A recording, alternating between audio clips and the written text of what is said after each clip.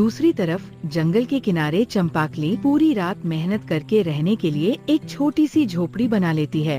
पूरी रात मेहनत करने के बाद आखिरकार झोपड़ी तो बना ली, पर मुझे अब खाने के लिए कुछ इंतजाम करना होगा। इस हालत में मुझे बहुत तेज भूख लग रही है। चंपाकली हिम्मत जुटाकर गांव में पहुंचती है और एक घर का दरवाजा खटखटाती है। क्या हो गया? तुम मेरा दरवाजा क्यों बजा रही हो? भैया, मुझे बहुत तेज भूख लग रही है। ईश्वर के लिए मुझे कुछ खाने को दे दो। इस तरह 9 महीने का पेट लेकर खाना मांगते हुए तुम्हें संकोच नहीं होता? पता चला है कि तुम किसी और के अंश को जन्म देने वाली हो। यहाँ से चली जाओ। तुम्हारा यहाँ आना भी हमारे गांव के लिए शुभ नहीं है। तभी पीछे से तूफानी आकर खड़ा हो जाता है। बिल्कुल सच। अरे इसे तो हमारे गांव से ही बाहर निकाल देना चाहिए। तुम लोगों को जो कहना है कहो, पर मुझे थोड़ा सा खाना दे दो। अगर मैंने आज नहीं खाया तो मैं ठीक से खड़ी भी नहीं हो पाऊंगी। चली जा यहाँ से और आज के बाद इस गांव में दिखाई मत देना। ऐसी स्थिति में तुम्हारी कोई मदद मैं नहीं करने वाला। पता नहीं कहाँ कहाँ से आ जाते हैं। गांव वाला घर के अंदर चला जाता है और कोई उसकी मदद नहीं करता और चंपाकली थककर रोती हुई जंगल की तरफ वापस लौटने लगती।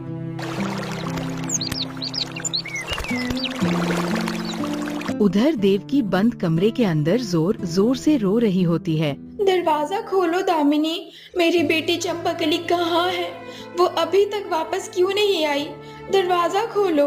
तभी दामिनी दरवाजे के पास आकर कुटिलता से हंसती है। अब तुम्हारी बेटी वापस नहीं आएगी दीदी। उस विक्रम ने घर से निकाल दिया है और विक्रम की शादी मेरी झुमकी से हो गई है। अब विक्रम मेरा दामाद है। तुम ऐसा कैसे कर सकती हो दामिनी? आखिर तुम भी तो एक माँ हो। एक माँ होकर दूसरी माँ के साथ ऐसा करना कहाँ का इंसाफ है? ये मेरा इंसाफ है। मैंने अपने पति को तो बांट लिया, पर मैं अपनी बेटी के पति को बंटता हुआ नहीं देख सकती थी। अब वक्त आ गया है कि मुझे गोपाल जी को भी ये सब बताना ही होगा। दामिनी मुस्कुराते हुए वहाँ से चली जाती है। देवकी बिलख बिलख कर रोने लगती है। हे ईश्वर, मेरी मासूम चंपाकली की रक्षा करना। ये क्या अन्याय हो गया मेरी बच्ची के साथ। उधर चंपाकली अपनी टूटी झोपड़ी में परेशान बैठी होती है। अब क्या करूं? खाने को भी कुछ नहीं है और इस हालत में मुझे कोई ना कोई काम तो करना ही पड़ेगा। ऐसे तो कोई हमारी मदद नहीं करने वाला। मुझे जंगल जाकर लकड़ियां काटनी होगी। चंपाकली जंगल में जाकर सूखी लकड़ियां काटने की कोशिश करती है। तभी अचानक उसके पैर में कांटा लग जाता है। ये क्या? मेरे पैर में तो कांटा लग गया, पर मैं हार नहीं मान सकती। मुझे हिम्मत रखनी होगी। चंपाकली जैसे तैसे लकड़ियां काटती है और उन्हें बांधकर गांव के चौराहे की तरफ बेचने जाने लगती है। रास्ते में ठाकुर गुर्जर उसके सामने आकर खड़ा हो जाता है। मुझे ठुकराया था ना चंपाकली? देखा तेरी क्या हालत हो गई है। अब कोई तेरी मदद करने वाला नहीं है। अब तो तू कहीं की नहीं रही। हट जाओ ठाकुर मेरे रास्ते से। मुझे तुमसे कोई बात नहीं करनी। मुझे भी तुमसे बात करने का कोई शौक नहीं है। हटो। मेरी तो किस्मत अच्छी थी कि तुम जैसी लड़की से मेरा पीछा छूट गया। ठाकुर हंसता हुआ चला जाता है। चंपाकली आंखों में आंसू लिए गांव की चौपाल पर जाती है। लकड़ियाँ ले लो, कोई सूखी सूखी लकड़ियाँ ले लो। तभी वहाँ से गांव की कुछ औरतें गुजरती हैं। अरे देखो रे देखो, ये तो 9 महीने का पेट लेकर यहाँ लकड़ियाँ बेच रही है। हे भगवान, इसका तो कैसा हाल हो गया है। अरे कोई भी इससे लकड़ियाँ मत लेना। मुझे अच्छी तरह से पता है कि हमारी देवी की बहन कितनी अच्छी है और उनके घर की बेटियाँ ऐसी निकलेंगी। मुझे आप लोगों से कुछ नहीं चाहिए। भगवान के लिए मुझे बख्श दीजिए। चंपाकली रोते हुए वहाँ से गांव की तरफ वापस चली जाती है। दूसरी तरफ गुफा में गोपाल चिल्ला रहा होता है। हे भगवान, मैं यहाँ से बाहर कैसे निकलूं? ये सब मेरे ही पाप कर्मों के फल की सजा है। अगर मैंने अपनी बेटी और अपनी पत्नी के साथ ऐसा अत्याचार न किया होता तो आज मेरा ये हाल कभी न होता। मुझे माफ कर दो।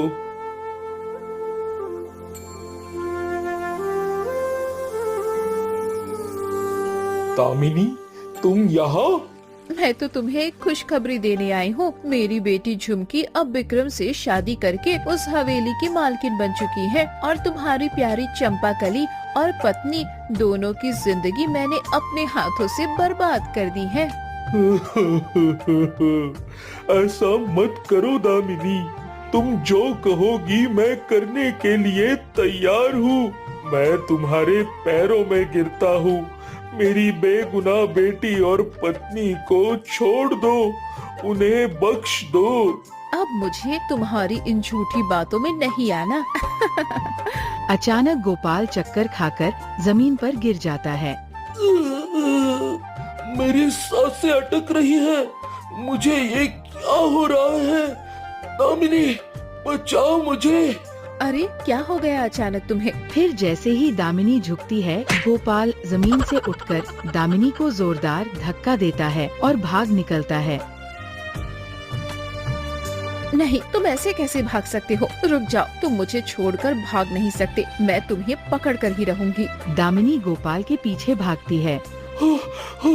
मुझे किसी भी तरह इस डायन दामिनी से बचकर भागना होगा।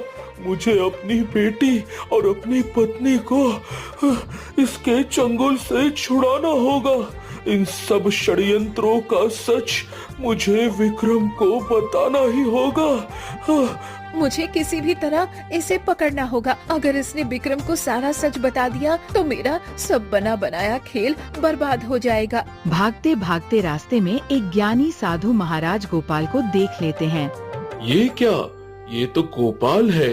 लगता है दामिनी के पंजों से भाग रहा है। मुझे इसे छिपाकर इसकी मदद करनी चाहिए। बाबा, मेरी रक्षा कीजिए, मुझे बचा लीजिए। गोपाल, तुम घबराओ मत, मेरे पास आ जाओ और यहाँ छिप जाओ। गोपाल साधु के पास जाकर छिप जाता है। दामिनी चारों तरफ पागलों की तरह ढूंढती है। अरे यही तो था, कहाँ चला गया अचानक? लगता है घर की तरफ गया होगा। मुझे उधर ही जाना चाहिए। दामिनी घर की तरफ भाग जाती। तभी गोपाल बाहर आता है। बाबा, आपका बहुत बहुत धन्यवाद। आपने मेरी जान बचा ली। आखिरकार तुम्हें देर से ही सही, पर सारा सच पता चल गया। हाँ बाबा, मैं बहुत बड़ा मूर्ख था जो इस चालाक दामिनी को अपना समझता रहा और देवकी व अपनी मासूम बेटी को कभी सुख नहीं दिया।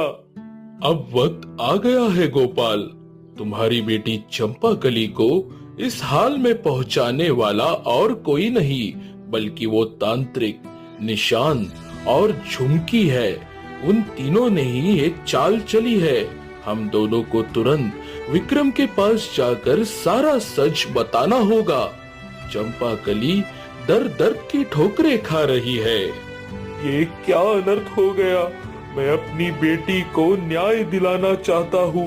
मैं अपनी बेटी को ऐसे बर्बाद होने नहीं दे सकता।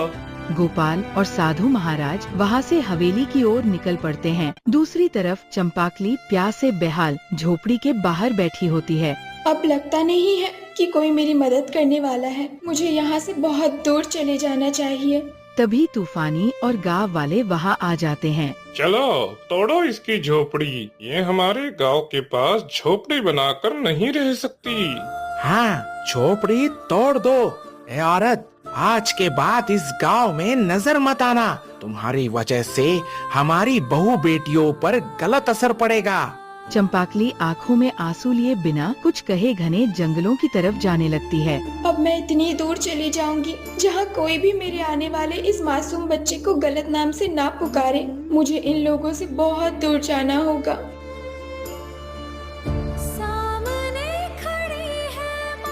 में विक्रम बिना खाए पिए बिस्तर पर पड़ा रहता है। रुक्मणी कमरे में आती है। बेटा, कई दिन हो गए तुमने ढंग से खाना नहीं खाया है। देखो तुम्हारा शरीर कितना ढह गया है। कुछ तो खा लो बेटा। नहीं माँ, मुझे भूख नहीं है। देखिए ना माँ जी, पता नहीं इन्हें क्या हो गया है। हर वक्त चंपाकली दीदी के ख्यालों में खोए रहते हैं, जबकि उन्होंने इन्हें धोखा दिया है। अरे अब तो होश में आ जाओ विक्रम। वो लड़की तुम्हारे लायक नहीं थी। अच्छा हुआ जो झुमकी ने सही समय पर हमारा साथ दिया और परिवार की इज्जत बचा ली। अब हमारी बात मान लो। विक्रम बिना कुछ कहे चुप रहता है। चिंता मत कीजिए माँ जी और बाबूजी, मैं इन्हें एक न एक दिन चंपाकली दीदी की यादों से बाहर निकाल ही लाऊंगी। मुझे तुम्हारे प्रेम पर पूरा विश्वास है झुमकी। जमींदार और रुक्मणी चले जाते हैं। जाओ यहाँ से झुमकी, मैंने कहा ना कि मुझसे हमदर्दी दिखाने की कोशिश मत करो। ठीक है, मैं तो बस माँ जी की बात रख रही थी विक्रम जी, इसके सिवा मेरा कोई इरादा नहीं है। मुझे माफ कर दीजिए अगर मेरी वजह से आपको कोई तकलीफ हुई हो तो। फिर झुमकी जाकर सो जाती है। हवेली के बाहर गोपाल और साधु खड़े होते हैं। देखिए साधु महाराज, अभी विक्रम सो रहा होगा। जब वह अकेला होगा तभी सच बता पाएंगे।